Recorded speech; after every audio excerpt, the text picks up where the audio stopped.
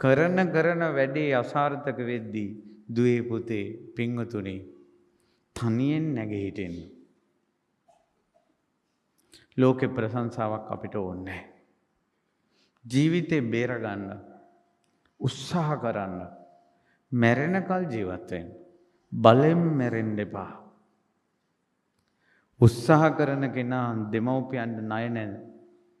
උත්සාහ කරන කෙනා දෙවියෙකුටවත් ණය නැහැ. වීරිය කරන කෙනා මේ ලෝකෙට බරක් නෙවෙයි. වීරිය කරන කෙනා මේ ලෝකෙට ආශිර්වාදයක්. ප්‍රශ්න වලට මුහුණ දෙන්න. සිහින ලෝකවල ඉඳගෙන සිහින මාලිගා එක මොහොතින් කඩාගෙන වැටෙනකොට කඳුල පිහදාගෙන ආයේ ජීවිතේ පියවරක් ඉදිරියට තියන්න. පින්වත් දුවේ පුතේ පින්වතුනි තමන් බලාපොරොත්තු වෙන ලෝකයේ ඉෂ්ට වුණා හෝ නොවුණා හෝ උත්සාහය අතාරින්න එපා. පටාචාරාගේ ජීවිතේ තියෙන්නෙම බලාපොරොත්තු සුන්වීම. පටාචාරාගේ ගිහිල්ලා සැපසේ ඉන්න වෙයි කිව්වා පැල්පතක ලුණුයි බතුයි කන්න උනා. මහපාරේ දරුව වදයි කියලා හිතුවේ නෑ. මහපාරේ දරුව වදන්න උනා. දෙවෙනි පුතා හම්බ වෙද්දී ස්වාමියා එහෙම මැරෙයි කියලා හිතුවේ නෑ. මහවැස්සේ මිනිහා මැරුණා.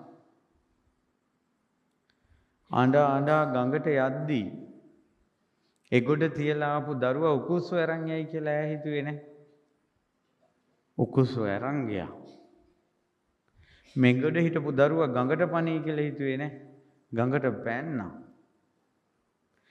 පටාචාරාගේ ජීවිතේම තියෙන්නේ නොසිතූ දෙයි සිදු වුණේ. සිතපු දෙයි විනාශ වුණේ. හැබැයි මොකද උනේ? මැරුන්නේ නැහැ. අම්මා තාත්තා හොයාගෙන ගියා. එක දරසෑයේ මුළු පවුලම දැවෙනවා නොසිතූ දෙයක්.